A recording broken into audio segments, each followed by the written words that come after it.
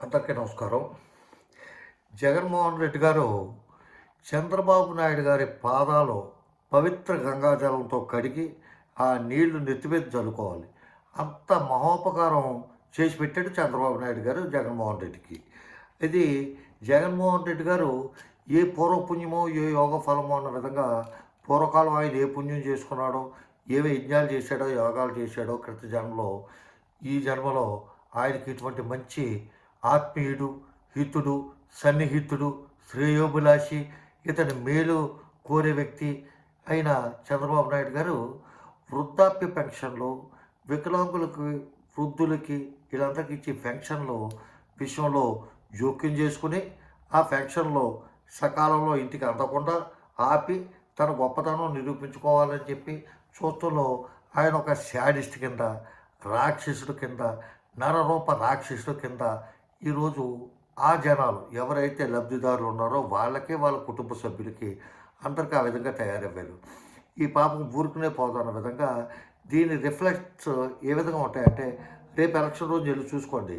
మీ party కార్యకర్తలు, మీ చుట్టాలు, బంధువులు కంటెస్ట్ చేసే క్యాండిడేట్ యొక్క శ్రేయస్సు కోరేవాళ్ళు వీళ్ళందరికంటే ముందు ఉదయం 7 గంటలకి లైన్లో వెళ్ళి చూడండి. అందరూ ఈ పెన్షన్దారులే ఎవరో ఒకరు ఆ తర్వాత వచ్చి లైన్లో నిలబడి ఉంటారో అంతవరకు 100% నేను గ్యారంటీ ఇస్తున్నాను.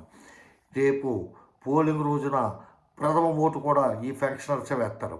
వాళ్ళకి తెలుసు ఈ చంద్రబాబు నాయుడు ఈవేళ చేసిన ఈ దుర్మార్గం, దౌర్జన్యం, దరిద్రం ఎంత నీచానికి ఒడగడతామంటే, పేదవాడు ఒక 3,000 రూపాయలు పట్టుకెళ్ళి పెన్షన్కి సంబంధించి వాలంటీర్ ఇచ్చి ఏం చెప్పేస్తాడు, జగన్ ఓటేయమంటాడు. వేసేస్తారా?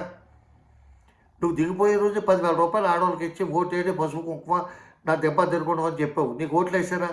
ఈయనండి ప్రజలకి వాళ్ళకి రోజు ఇన్ని నెలల మీద ఇస్తారు. ప్రతి నెల చెప్తారు కదా, ఇది జగన్మోహన్ రెడ్డి పంపాడు, జగనన్న పంపించాడు, జగనన్న పంపించాడు, రాజాను కొడుకు పంపించాడు అని ప్రతి నెల చెప్తారు కదా. ఇప్పుడు కూడా చెప్తారు. పోయిందే ఉంది. నిజంగా మీ కూటమి బలమైంది. చంద్రబాబు నాయుడు పెద్ద విజనరీ, బాగా వయోవృద్ధుడు, కురువృద్ధుడు, భీష్మాచార్య అంతటి వాడు. వీడు వస్తే మన దేశం బాగుపడిపోతే, రాష్ట్రం బాగుపడిపోతే, అప్పులు తీర్చేస్తాడు, 4,000 పంపేస్తాడు, 10,000 పంపేస్తాడు అనుకున్న నీకేస్తారు కదా.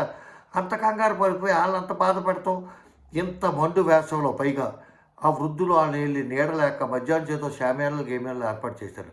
కాకపోతే ఏంటంటే, దీనికి సంబంధించి భగవంతుడని వాడు ఉంటే మాత్రం దీనికి కారకులైన వాళ్ళు, ఇటువంటి ఆర్డర్లు ఇచ్చిన వాళ్ళు, దీన్ని ప్రేరేపించిన వాళ్ళు అందరూ కూడా వాడు దీనికి సరి అయిన ప్రాయశ్చిత్తం మాత్రం పొందుతారు. డిఫరెంట్గా భగవంతుడని కూడా ఉంటే వీళ్ళు మాత్రం చాలా చాలా చాలా దారుణమైన పరిస్థితులు ఎదుర్కొంటారు.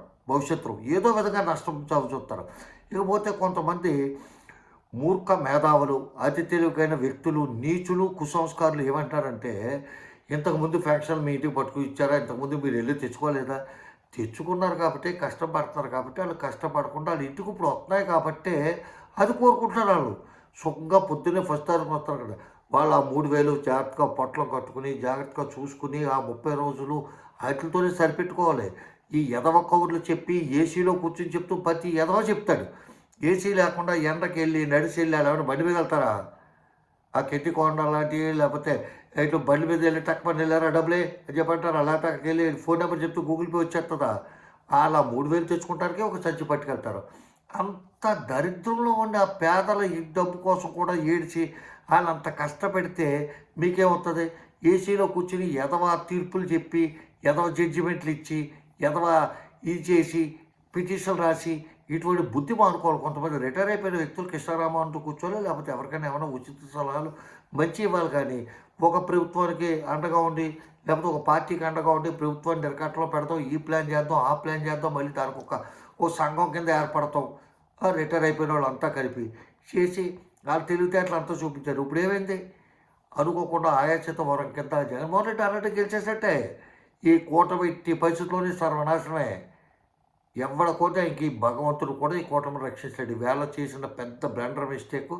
వాళ్ళ పెన్షన్లు మాత్రం ఇవ్వకుండా ఆ పేద ప్రజలందరినీ ఏడిపించు అంత మందు టెండలో ఆ ఫోటోలు అయ్యి చూస్తుంటే, రాజకీయ పార్టీ అని కదండి, రాజకీయ పార్టీలకి వ్యతిరేకంగా ఒకళ్ళు ఇబ్బంది పడ్డా, ఇద్దరు ఇబ్బంది పడ్డా ఈ మందు టెండలో బండి మీద వెళ్ళే వాళ్ళే నరకం చూస్తున్నారు. మోటార్ సైకిల్ మీద వెళ్తుంటే వేడిగాలు చల్లగాలు ఏదో గాలి వేస్తుంది, నడిచి వెళ్తుంటే నరకం, ప్రత్యక్ష నరకం. అక్కడ వెయిటింగు. ఈ గవర్నమెంట్ ఎంప్లాయీస్ ఇచ్చేటప్పుడు వాళ్ళు భయపడతా వాళ్ళు నిక్కుతా, నీలుగుతా, మూలుగుతా, సర్చి చేయడం ఇస్తాం. వాళ్ళ బాబు సొమ్ములాగా వాళ్ళ జేబులో సొమ్ము ఇస్తారంటే ఫీల్ అయిపోతా ఇస్తారు. వాలంటీర్లు పట్టుకెళ్ళి హ్యాపీగా ఇంటికెళ్ళి ఏదో అక్కనో బావనో బామ్మనో పెద్దమ్మనో పిన్నమ్మనో మామగారనో తాతగారనో లేకపోతే బాబాయ్ గారనో ఏదో విధంగా వాళ్ళ పెన్షన్ డబ్బులు వాళ్ళకి ఇచ్చేసి వచ్చేసి టకటక అయిపోయి పని ఇంత ఈ విధంగా తీసుకొస్తాం అనేది క్షమించరాని నేరం. దానికి సంబంధించిన కర్మ ఫలితం అంతా కూడా ఈ చంద్రబాబు నాయుడు అయినా కూడా అనుభవిస్తాడని చెప్పి తెలియజేస్తూ సెలవు తీసుకుంటున్నాను. నమస్కారం. రామారావు. జై హింద్.